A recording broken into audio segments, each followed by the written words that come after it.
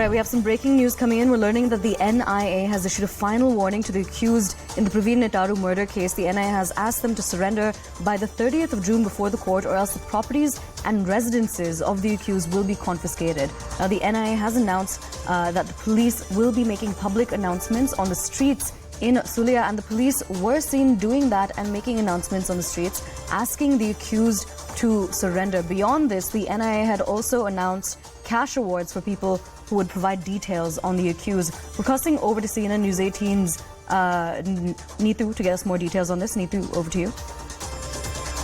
Well, one, we do know that the Praveen Nettaru murder case, how it panned out across the Karnataka back then during the BJP role. But now what we are given to understand is that the whole case is, of course, one, we do know that it's with the NIA, and the NIA is investigating this whole case right now. So we do know that from the past few months that the NIA is continuously putting out the posters and asking people to help the NIA to, in fact, in search of these accused. But now that they are absconding, the NIA has issued them the final warning to all the accused in the Praveen Nettaru murder case. So now the deadline that the NIA has given them is June 30th. So they just have 2 days to surrender in front of the court, special court, in fact, of NIA, or else their properties and the residence, in fact, of these accused will be confiscated. So that's what the NIA has said, but needs to be seen that whether these accused will now surrender on their own, or that the NIA will have to still struggle for more time, because we remember this whole murder took place in the month of July last year,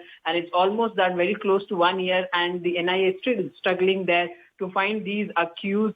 But needs to be seen now how is that the NIA will succeed in fact searching these accused, and what will exactly come out in the investigation. But Ritu, considering that they've been on the run, considering that they are now being asked to surrender and announcements are being made on the streets, what's being given as incentive is that their properties will be confiscated if they don't surrender. But is that enough?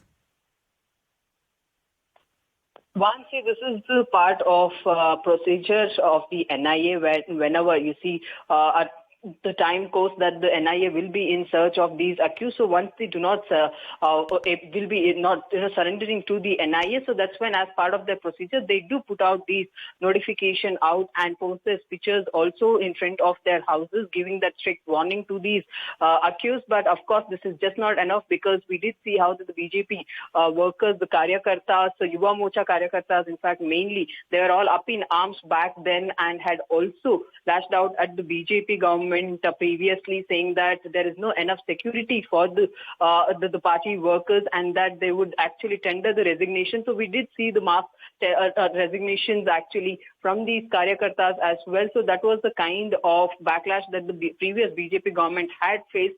But right now, when we do know that now the Congress government in the power has said it, that anything which is which leads to the violation, in fact, of the law, and also that the unrest in the state will not be entertained at all. So anything that goes wrong will be taken up very seriously. But amid all that, now needs to be seen whether what will be the further course of action of the NIA in the Praveen Nettaru murder case.